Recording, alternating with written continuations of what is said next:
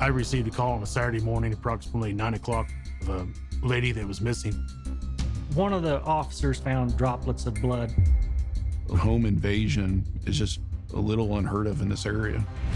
And he told him that he would gladly give someone $70,000 to have his ex-wife disappear. There was a large pool of blood. Something very serious had happened to Pat Kimmy. It was confusing. Did she go for a walk and something happened to her? We couldn't prove there was a homicide. There was no body. She pointed at the ground. There it was. 5 unique perspectives, 5 points of view, 1 murder. I'm Pat Kimmy's daughter. So I was the first responding officer to the I case. was the lead investigator on the Patricia case. Kimmy. I This was my mother. the Atchison County attorney.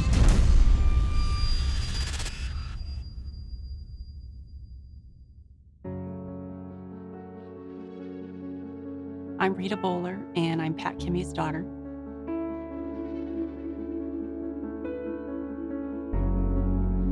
It was a Saturday morning, and I was at home with my family.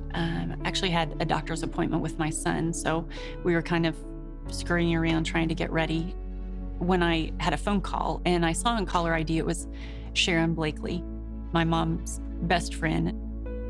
She said, "Your mom was supposed to go with me to St. Joe today, but I haven't heard from her. I think you just need to go check on her and make sure she's okay." So I said that I would.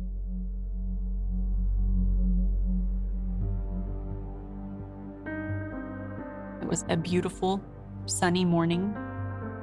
As I pulled up to the house, the first thing I noticed is that her front door was open. There's a little plywood gate that usually was blocking the stairway for her little dog that she would let out on the porch, but that was about halfway down the sidewalk, cracked in half. Her little dog is looking out the window, and I'm calling out, "Mom." I don't get any response. So as I went in the house, it doesn't appear that there's anything really out of the ordinary. I can see that the office light is on, and it looked like she was just there. She had a drink next to the computer. She had her cell phone next to the computer. And that was when I kind of had that moment of panic that my mom was not here last night. My mom came from a small family. Mostly she grew up around Effingham, Kansas, very small town, rural, on a farm. I think her dream would have been to be a veterinarian, but ultimately she met my father, Eugene Kimmy. They went to high school together. It's a very small town. They had mutual friends and started dating, and probably 6 months after they graduated, they got married. I had 3 other brothers, close in age, and that really just took up her life. She didn't work. That was really not something that Eugene wanted her to do. I don't believe their marriage was ever really good. He was not a happy person, and he drank all the time. My earliest memories of Eugene are of being drunk and being angry. You know, the yelling, the name calling, shoving over furniture. My mom, she didn't stand up to him very often. And I would get really angry with her about that. But she said, that just makes it worse. It's easier if you just let it blow over.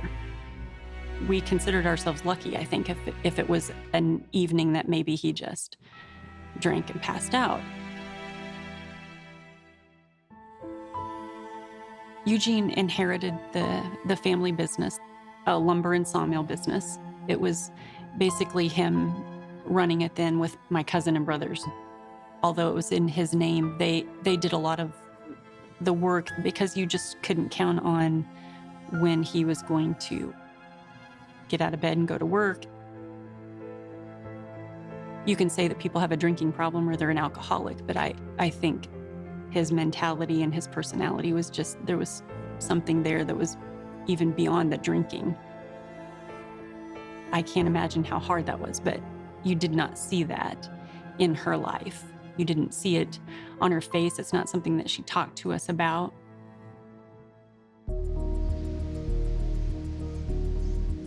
One Mother's Day, my brothers and I, we put some money together so she could go to Tennessee with some friends. After she returned from the trip, she mentioned that there were some things out of place in the house, and she just felt like there might have been someone else at the house. It wasn't until my brothers came to me that they had done a little more digging into it and found that there was another woman involved. After all those years of the treatment that she took from him, we went to her and said, "We think it's time for you to leave."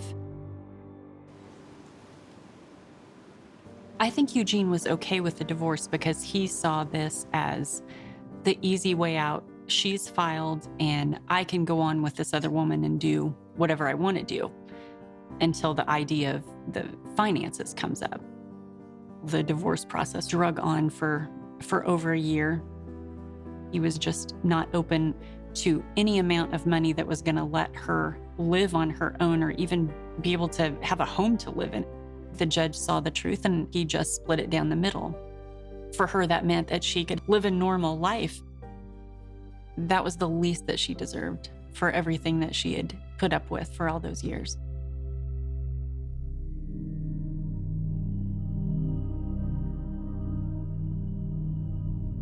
She's a creature of habit.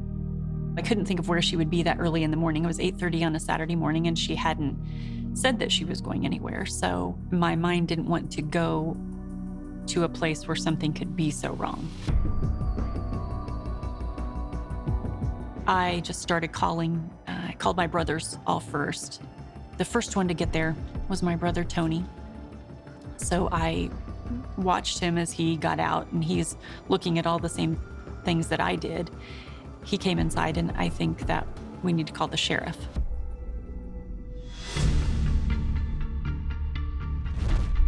Deputy Peak looked everything over as well and asked if we had touched anything.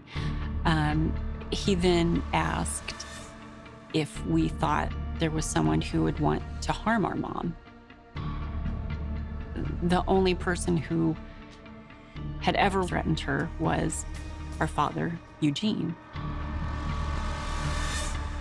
I thought a lot growing up about the things that he threatened.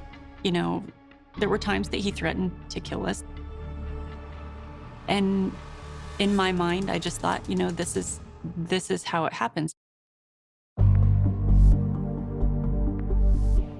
I'm Sergeant Jeremy Peak. I work for the Atchison County Sheriff's Office. I was the first responding officer to the Kimmy residence. As I approached, there was probably 8 to 10 cars that had already gathered there. That was family members. They were all standing out in the front yard. Rita began telling me that she had received a call from Sharon Blakely. They were supposed to go on a shopping trip that morning, and Sharon was able to get a hold of Pat by phone. I was told this was very unusual for their mother, that she usually always has a phone on her. She's stays in contact. She's not the type of person to just up and leave somewhere without her belongings.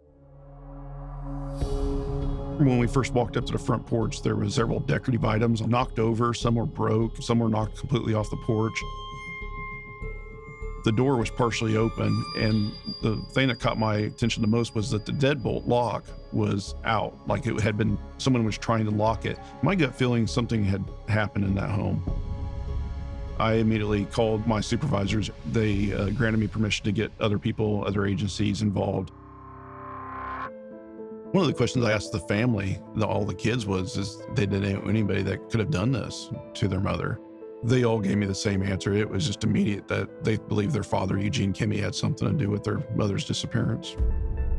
My impressions were that Eugene was very upset about losing lots of money through the divorce and alimony payments. There was 2 detectives from the Atchison Police Department had responded to the scene to assist, and I had asked them to go visit Eugene Kimmy. When they arrived, they found Eugene sitting in an office, and he was drinking beer. And he was very cooperative. He allowed them to look through the sawmill, look through his truck and his office, and he had answered some questions, but he positively denied having anything to do with Pat's disappearance. He had stayed home the night before and watched a movie is what he had told them. But he had talked to his girlfriend on the phone. We followed up with the girlfriend and verifying that he was on the phone with her at that particular time. We didn't rule him out as a suspect by any means. We just felt that he had been truthful with us. KBI agent Dwayne Robert and I were photographing the house when we had heard somebody yell that we need to come out and check the driveway. There was an area approximately 18 to 24 inches in circumference, and it was just itty bitty blood droplets, and they were all within this circle, and it appeared to be fresh. During all this, there's of course other things going on in the investigation. One of our deputies responded to the scene from home, and I had sent him to do a neighborhood canvass. While he was out, found a ball cap sitting in the middle of the road. It was a standard ball cap. It was camouflaged in color, and it had the words Sailor Insurance written on the cap. He photographed it and then collected it into a evidence sack and returned that to the office into our evidence room. Also during this time, I had called a dog group that assists in missing person cases, and they brought several dogs with them and their handlers. Everybody just wanted to pitch in. There was people that didn't even know Pat Kimmy or the family, and they wanted to just come out and help. And we began forming search lines and just walking the property and the roadways.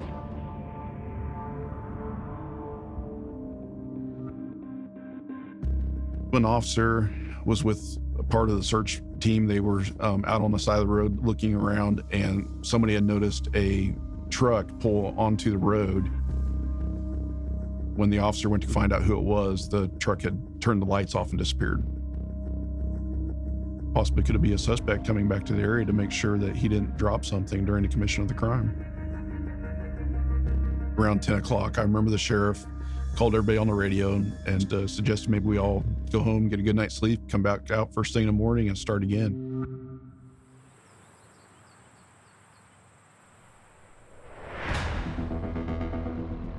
That second day, we searched miles around her residence, trying to locate her. We weren't 100% sure what happened at that point, and we were just trying to find anything. Two of the detectives located, I believe, a money clip. It had some kind of old coin attached to it, like an old silver dollar. It had a wad of bills folded up, tucked inside this money clip, and the bills were soaked in blood. They also found a Crown Royal sack that had 22 Magnum shells. And on that roadside, there was a large pool of blood. It had soaked under the ground, obviously, but the grass had been stained. That second scene just reinforced that something obviously very serious had happened to Pat Kimmy.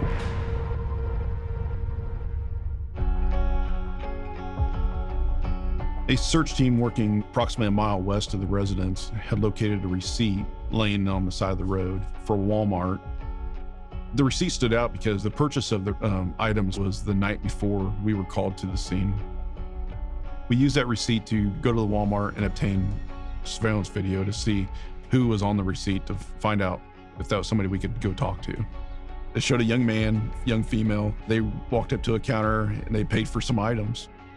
We concluded that the person on the video was a police officer's son out of the city of Wharton, and we interviewed him.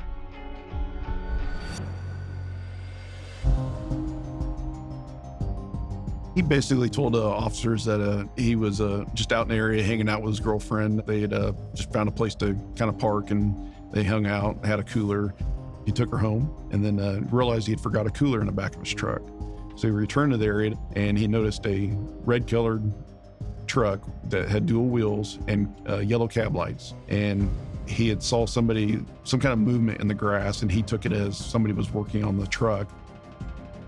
His girlfriend was able to corroborate the story, but it gave us insight into very good information. He was able to place a vehicle within that crime scene. And we knew that there was actually some kind of struggle.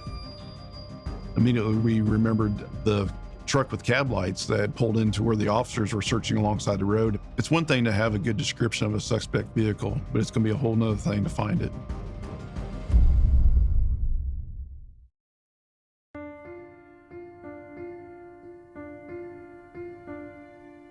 I'm Tony Kimmy. Patricia Kimmy is my mother. When Rita called me, I drove out there, and it's like she had disappeared, just not there. When the detectives told us that they didn't think Eugene Kimmy was involved initially, we doubted them. We knew in our hearts, in some way, shape, or form, he was involved in this. Eugene Kimmy was the only name that anybody could come up with that would want to harm her. He was verbally very abusive, very abusive. I don't know if there was a name he didn't call her. Our mother was the type of person that didn't want to see us kids upset, hurt, or anything. So I think she kept a lot in. Dealing with an alcoholic and the way he was, there was a lot more that carried on that we probably didn't know about. And she was always one to protect us.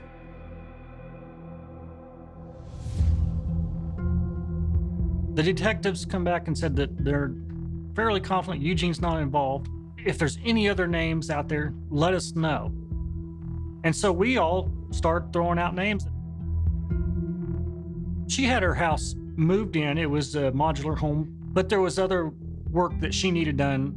She hired a contractor to come in, and he was there quite often doing odds and ends work and fixing up her house as needed to be. The contractor's name came up because he was kind of only the other male figure that was in her life at that time. There was a key box set on the outside of our mother's home, and he had access to that key box to go in and do the work as needed. So that was another thing on our mind that, well, he had a lot of access to the house.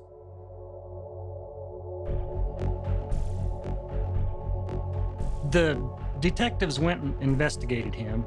The contractor did drive a red truck that matched kind of the description. They found blood in the bed of his truck. So it was like, it's him, what else could it be? The question is why? Why would he want to harm her? Nothing was stolen from the house. No money was taken. What was his motive if it was him? They did say that he was very cooperative and allowed them to search wherever, whenever they wanted. So that was another twist and turn. Like, well, if he did do it, why is he being so cooperative? It's just your mind didn't know what to think at that point.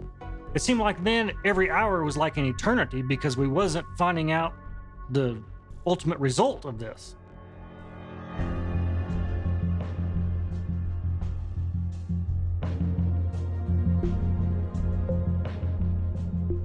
Some searchers had found a ball cap with sailor insurance on it. Initially, we blew it off like it's just a ball cap. It doesn't mean nothing. The only thing that stood out to me was sailor insurance, as they were an insurance group from Sabetha, Kansas. Detective Larry Myers went to Sailor Insurance and got a list of clients that was approximately 300 people and presented it to us at the fire department in Horton. That's basically where everybody met to be assigned where to search and when and how to search.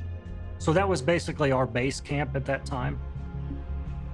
My brother Gene was going down through the list, and I noticed his finger was sitting on the name Roger Hollister. And he says, I know this guy. He's done business at the sawmill. He did drive a red dually truck at the time. Everything seemed to be matching with him. And we had our hopes up that, okay, we're on to something.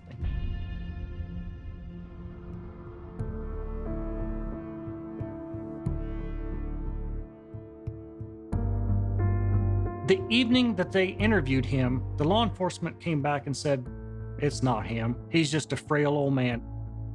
And he had a neck brace on and walking with a cane. And it just pretty much came off to the law enforcement that there's no way this guy could be involved in it. There's no way.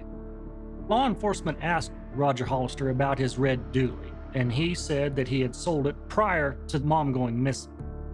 You could see in their eyes that, like, wow, where do we go now? That was probably one of the toughest days in this case. One of the detectives called us and relayed to us that the blood in the contractor's truck was not human blood. It was animal blood, possibly deer blood. And it was a punch in the gut Once we found out that the contractor wasn't involved, our hope just kind of left, because at that point we was in 3 weeks into it, and then all of a sudden it's basically telling us we're not going to find her alive. As days go on, the frustration builds. Now what? Now what do we do? Where do we go from here?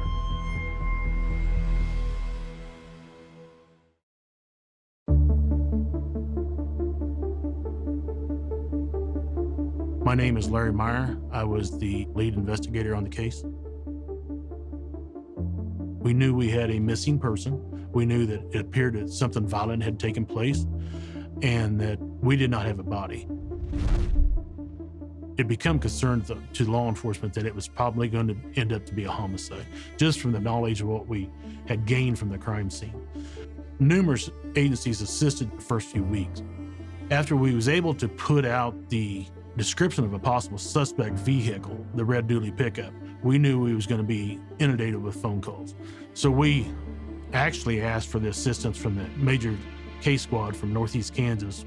There were searches done by air, there were searches done on foot, and that went on for weeks. January the 18th was a very big day. I received a phone call from the family that Mr. Hollister had been at the Kimmy sawmill. DJ Kimmy is a nephew to Eugene Kimmy, and he was working for the sawmill, as he did most of the time. And Roger just shows up. He said, "I'm here to collect my money. I'm here to collect $70,000 that Eugene had offered me." DJ just thought it was odd that he just out of the blue come and ask for a payment. And he said that Roger was very upset. It confirmed to us that Mr. Roger Hollister was involved in the case. Roger's name came up several times. He owned a red dually pickup, and it just became a major focus of the investigation.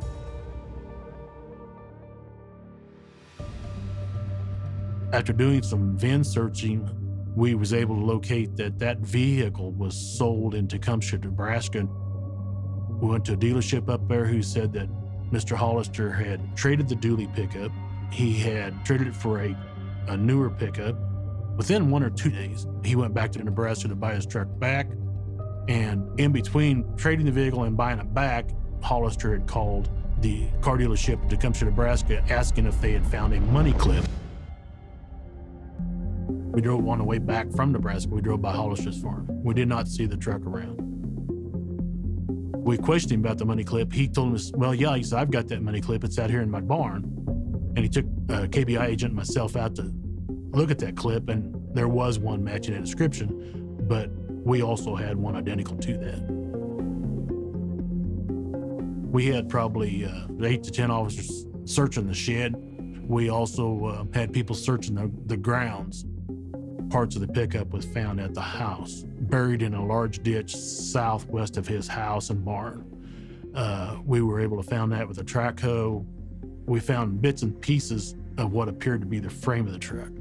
Most of it was burnt, but there was still some red paint on the truck. And that led us to believe that Hollister had scrapped his pickup. We knew at that point we had some good concrete evidence.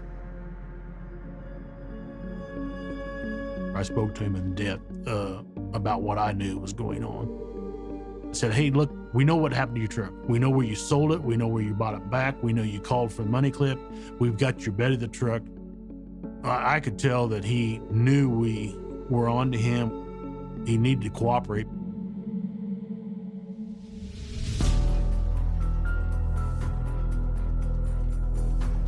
They were drinking beer at Eugene Kimmy's sawmill. Roger told us that an offer was made. He would gladly give someone $70,000 to have his ex-wife disappear. Eugene had said that she'd cost him a lot of money and that he was just tired of the situation. On that Friday evening, Eugene came over to Roger's house, is what Roger said happened, and asked to borrow his truck. He would not loan Eugene his truck, but he said he would drive it. And that's when he said him and Eugene went to Pat Kimmy's house. Roger says Eugene gets out and goes in the house. He's put something in the back of the truck, rolled up in a carpet, and they took off. He says they went back to his property, and he went in the house, and Eugene spent several hours around the property.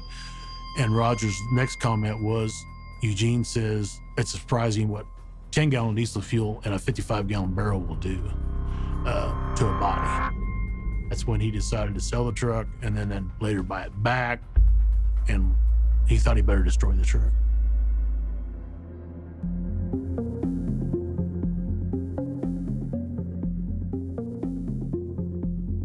He said he went to collect his money, as he thought the use of his truck and him going with him was worth the $70,000. I knew he was not being truthful in his interview with me because we knew of facts that he was not bringing out.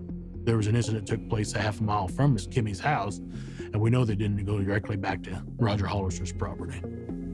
Every time we would question him about facts, he would tell us a little bit more, but it was like pulling teeth. He always wanted to put the blame back on Eugene Kimmy. We knew his involvement was much more than Mr. Kimmy.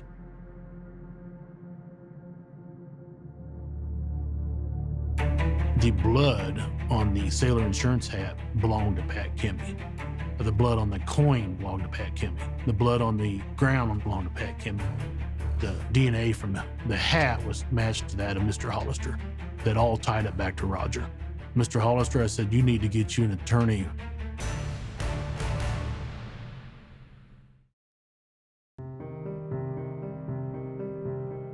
My name is Gerald Kuckelman. I was the Atchison County attorney during the course of the Kimmy case. There were people that were still looking for Pat Kimmy. You know, family members want to believe that they're still alive, they're still out there somewhere. But in law enforcement, we were convinced she was dead. Law enforcement was ready to arrest Roger Hollister. There was a significant amount of evidence, and they wanted to start the prosecution. I thought that, yes, we have a lot of evidence, but we couldn't prove there was a homicide. We do not have a body yet. One of our strategies was to keep pressure on Roger. What a lot of criminals do is when you tell a lie and you get called on it, then you change the story to match the facts that you know the police have. And he was constantly trying to make his story match what he knew Larry Meyer had found out. We wanted him to keep talking. And the more he talked, the more we had to work with. And so law enforcement was having frequent visits with him and also with his wife. By human nature, I think it's hard for people who've committed a crime to not talk about it somewhere to someone, and their spouse is usually the one closest to them. So we thought Rebecca Hollister knew what had happened. We noticed that anytime law enforcement would try to talk with Rebecca, that Roger would always intervene. And so we wanted to get her alone so we could question her without any interference on his part. We ultimately opened an inquisition in the case, and an inquisition is a proceeding in our Kansas courts where we can bring witnesses in to question them under oath. It's not a trial, it's more of a discovery type tool. That was the first time we really got to talk to Rebecca without Roger present.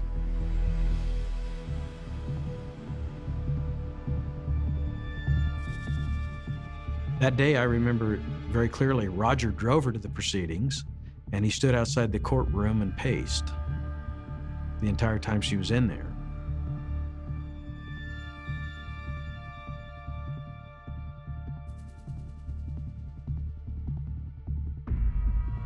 I had KBI with me, along with Larry Meyer, the sheriff's department, and we could tell that she wasn't giving the full story. As soon as we completed the inquisition, she exited the courtroom and left with Roger. They walked out, got in a car, and left.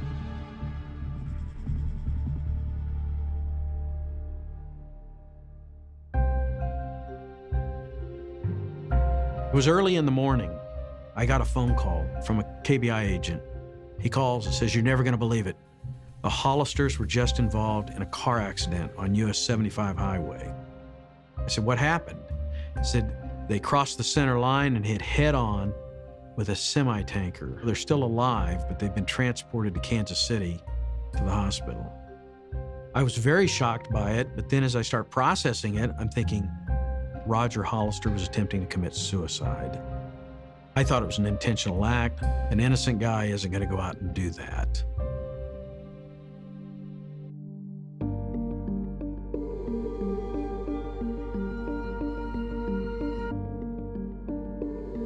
I wanted to make sure that we had everything we were going to get before we prosecuted him. In the criminal justice system, you have to prove a defendant guilty beyond a reasonable doubt.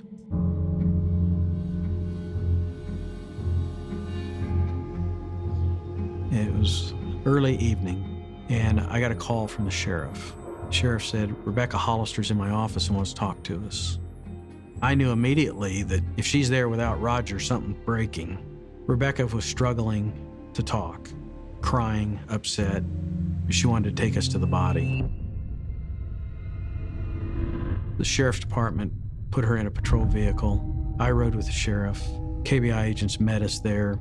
We drove to the Hollister farm, went back half a mile from a road into a pasture towards a wooded area.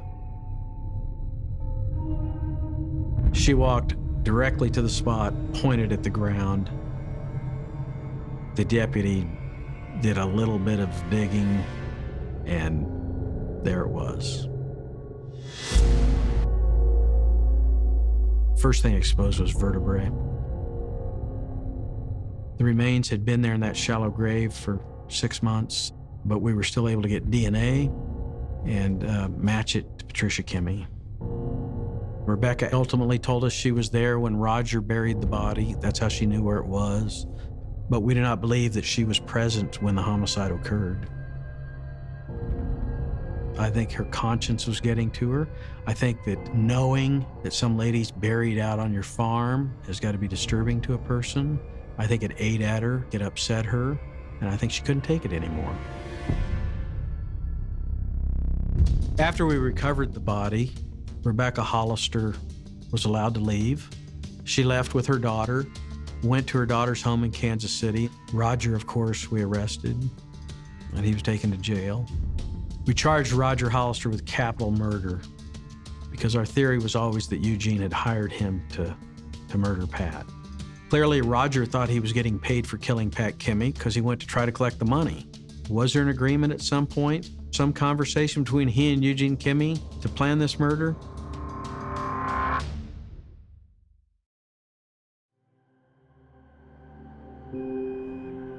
I remember that May, after we'd been searching for 6 months, law enforcement officers came to the door and said specifically the bones that they had recovered. They were confident that it was my mom's remains. It wasn't the outcome the public wanted, family or the investigators wanted, but at least we found her. She was able to come home to her family. To give her a proper burial like she should have had was a big load off of me. She was not just buried on somebody's farm. She was finally being moved to a place where God wanted her.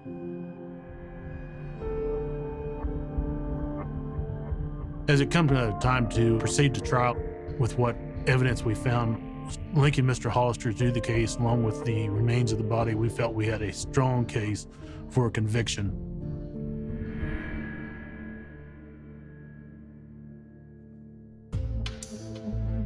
Jerry Kuckelman let us know when they would be bringing him in. We just lined up down a hallway so that he had to look each one of us in the face. In an opening statement, I went through the evidence and described why the state believed that Roger Hollister committed this murder. It was kind of a preview of the facts. To sit through that was probably one of the hardest things I'll ever have to do in my life. To listen to it all again, everything, a lot of stuff we didn't even know. In November of 2009, Patricia Kimmey was on her computer at her home. I think that Roger Hollister came to her door, and I think when she opened that door, a struggle ensued. Roger Hollister overpowered her and got her into his truck and left her residence with her alive. I think that after he went down her driveway, turned down the road a very short distance, she somehow was able to get away. And he stopped that vehicle and pursued her. And I believe that he killed her there on the side of that road.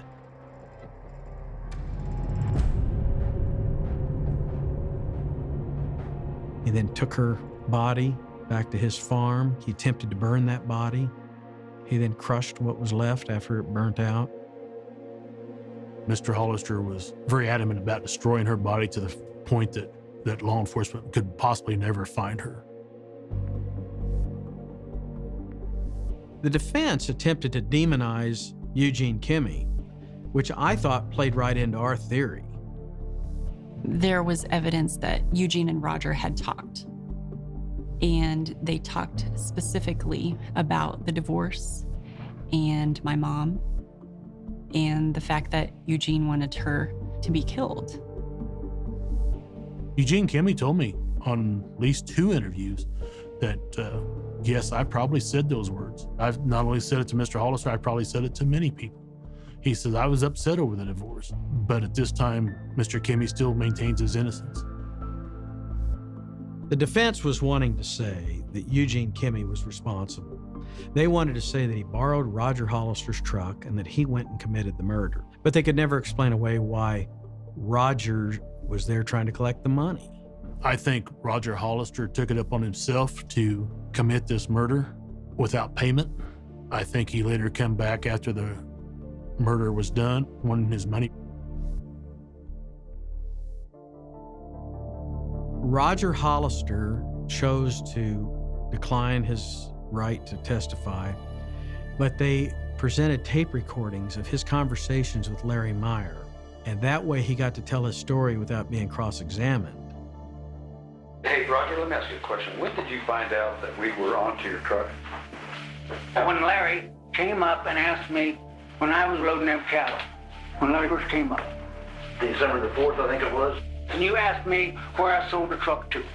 And I said I sold the truck up there, and that's all you asked me, so that's what I just told you. I sold the truck up, traded it, then sell it. I traded it in up there. Now, you told me you sold it to 9 Mexicans. Well, that was after that. The prosecution did not object to playing those tapes because there were 5 different conversations that contradicted each other, and we felt like it showed Roger as a liar. It took 3 hours for the jury to deliberate, and that was a long 3 hours. I really felt good that the jury would see our case and convict, and they did.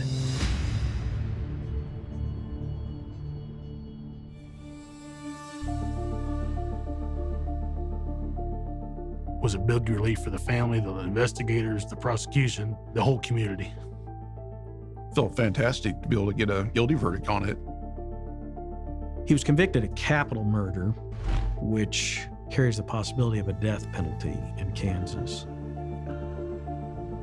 The Kimmy children did not want us to pursue the death penalty because Patricia Kimmy was a right-to-life advocate.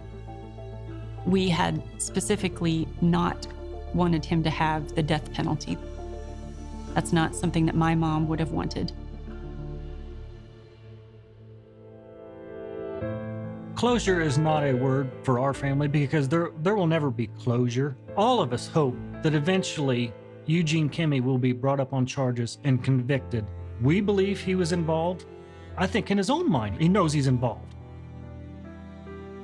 You have to think back and be grateful for every little thing. You hold on to those people who have taken care of you, and then you need to pass it on to whoever you can. That is the only way you don't let evil win, I believe. So I hope that has made her proud of us.